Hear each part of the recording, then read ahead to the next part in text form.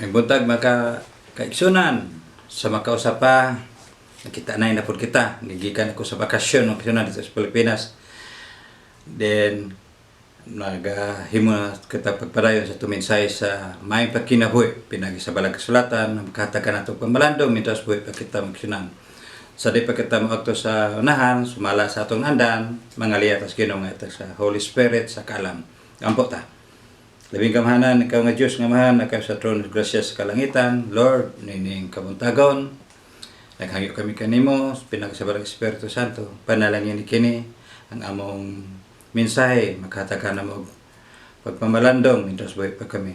Gihay ko sa balang Espiritu Santo, Ginoo, takay kong alam, ingon sa akong mga viewers, akong subscriber, panalangin sa sila, Lord, tagi sila og alam, doon naman sila suluran, problema sila kinabubuhi, tabangi sila Lord, hatagi kasulubaran, ang tanan Ginoo, physical, spiritual, financial, tabangi sila Ginoo, hatagi kasulubaran.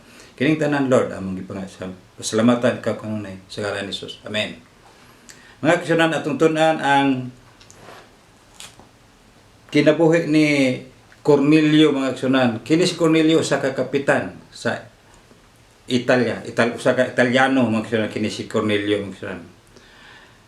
Pagka anindot o pangmaayo kay sudungon ang iyang karakteristik, ang iyang background sa iyang pagkasundalo sa iyang pagkakapitan mga kasunan. Si Cornelio mga kasunan ko atong tun-an mga kasunan diri sa sinulat sa Buhat chapter 10 verse 1 to 7 atong tun-an mga kasunan unsa kini si Cornelio sa iyang pagkatao nga naitala man sa balang kasulatan ng kasunan kini si Cornelio nga usa ka sundalo nga kapitan mga kaigsunan. Atong tunan sa pagsugod mga kaigsunan kining sinulat ni Cornelio mga kaigsunan sa Buhat chapter 13 verse 1 to 7 sinulat ni Apostol Pablo. Akong girit sa makasapa mga kaigsunan kamong mga akong mga viewers nakita na yung kita ako mga subscriber daghang salamat sa inyong pagsuporta kanako. God bless kanyang tanan ingon sa ako mga parentihan diya sa part sa Bohol sa Limyaw uban pang mga kauban ako mga literature evangelist mga tuon akong mga higala tanan sa dili sod utol sa nagkatalingog nini sa atong mensahe. God bless kanyang tanan. Dinhi sa sinulat ni Apostol Pablo mga kasunan bahin kang Cornelio diri nagaingon sa Buhat chapter 10 verse 1. Og dito sa Cesarea may usa ka lalaki nga nganlan si Cornelio nga kapitan sa kasandaluhan nga ginatawag nga panon nga Italyanon mga kaigsunan. Verse 2. Siya may usa ka taong number 1 masinambahon. Short goer ni siya mga nga kasunan masinambahon kini si Cornelio nga usa ka kapitan nga sundalo kasunan. O uban sa iyang tibok panimalay dili lamang siya mga kaigsunan nga magasimba kundi uban sa tibok niyang panimalay iyang mga helper iyang mga boy uban pa tibok niyang panimalay sulod sa iyang panimalay uban sa iyang pagsimba mga kasunan i-gather niya mga kasunan uban sa tibok niyang panimalay kasunan. Siya kaduha siya mahadlokon sa Diyos. Kaduha na magsunan. Siya masinimbahon uban siya ayang tibok panimalay ug mahadlokon sa Diyos kini si Kapitan Cornelio nga usa ka sundalo nga Italyano. Padayon ta magsunan. Naghatag og daghang limos ngadto sa mga tao ug nagampo kanunay sa Diyos. Mga kaigsunan, upat ka punto ang bahin sa kinabuhi ni Kapitan Cornelio ay ang karakteristik pangaksionan. Naghatag og mga hinabang o limos ngadto sa mga kabus mga kaigsunan maghihatagon si Kapitan Cornelio kasunan. Og ang ikapat may nampuon sa Dios mga kaigsunan. Usa ka kapitan nga Italyano. Gwapo kay pamalandungon ang iyang pagkinabuhi magsiyan siya naa sa autoridad. Person in authority as a captain magsunan. Si Cornelio magsunan. Usbon ko si Cornelio usa ka tawo nga mahadlokon sa Dios, ug ikaduha siya magahatag og limos ngadto sa mga tao ug masinambahon siya magsunan ug magampo siya kanunay mga kaigsunan. Sa Psalms 147 verse 11 din nagingon, mingon ang Ginoo, siwan ngon. Kadluki ang Diyos mo iyang kalipay. Ang kalipay sa Dios katong may kahadlok kaniya. Si Cornelio usa ka tawo nga sundalo nga mahadlokon sa Dios.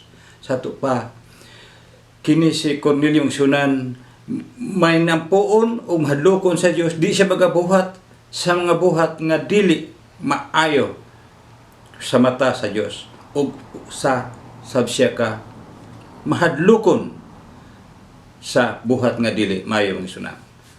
Ingon sa mga kaisunan, magihatagon, manggiluyon sa mga kabos. Mala sa Matthew chapter 5 verse 7 din nagyon, bulahan katong maluluyon sa mga kabos kay siyap sa kaluyan sa Ginoo. Inini si Cornelio mga kaisunan, ug may nampuon siya ngadto sa Ginoo uban sa pamilya mga kayon si Kapitan Cornelio. Sa unang Tesalonica chapter 5 verse 17 sunulat gyapon ni Apostol Pablo, diri naigon, ampo kamo sa kanunay sa walay pagbagolbol, free without ceasing. Mao ni ang karakteristik ni Kapitan Cornelio. Pag anindot kayo nga usa ka sundalo, hinaut ta ining mga katawhan tibok na sa yuta nga usa ka military sa serbisyo sa mga Cornelio na ang upat karakter. Madlukon sa Dios, masinambahon dili lamang kaniya kundi uban sa tibok niyang pamilya o nagahatag usab ug limos ngadto sa mga kabos, mga kaigsunan. Ato ipadayon ng sunan. Og sa nakapahawa na ang manunda nga nakigsult kaniya si Cornelio, bitawag sa diha sa iyang binatunan og usa ka masinambahon usab nga sundalo nga usa sa matig-alagad kaniya. Doon na siya kauban nga sakop ni Cornelio ang usa ka kapitan. Gatawag siya kay gipakitaan ni si Cornelio sa manulunda samtang siya nagaampo.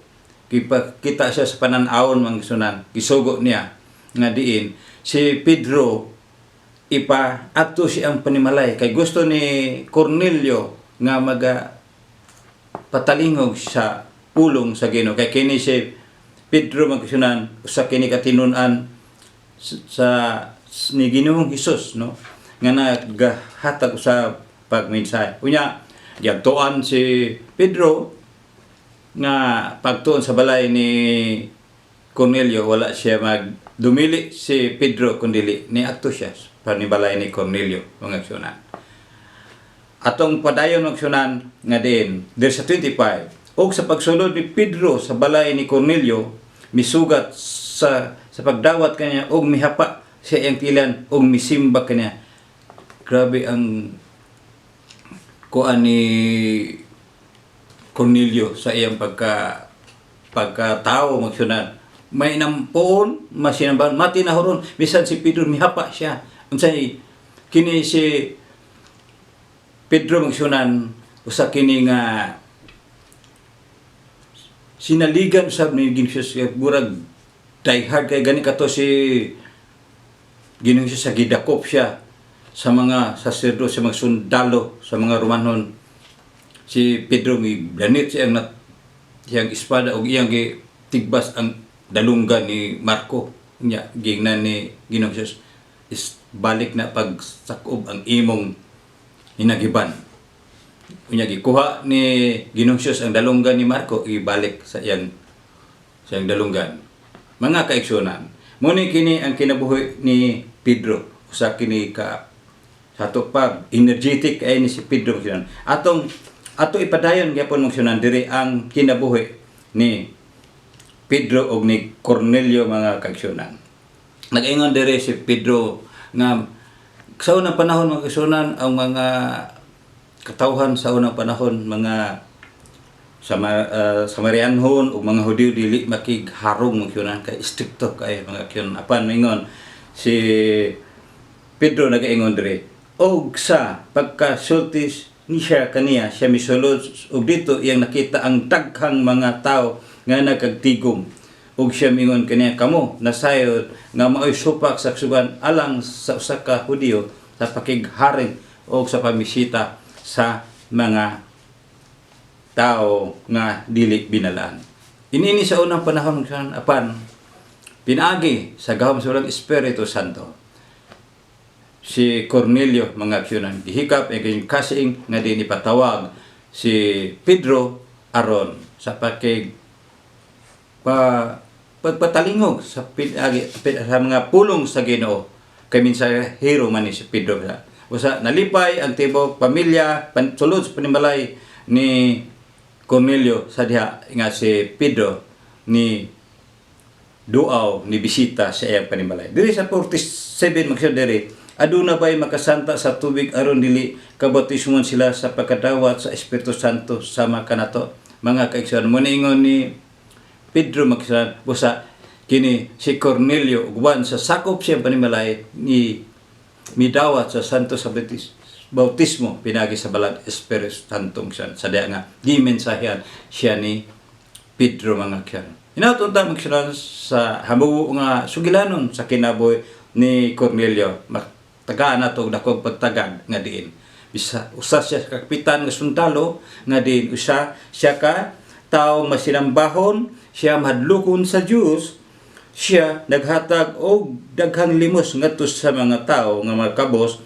siya usab siya nagampo kanunay sa Dios. Hinauto ta magsunan nini usa kini pagkamalandungan sa alang sa mga military on service nga di sa pagserbisyo sa tibok naong siyota makuha na to ang pagkinabuhi ni Cornelio sa iyang pagka sundalo sa kakapitan mga kaisunan.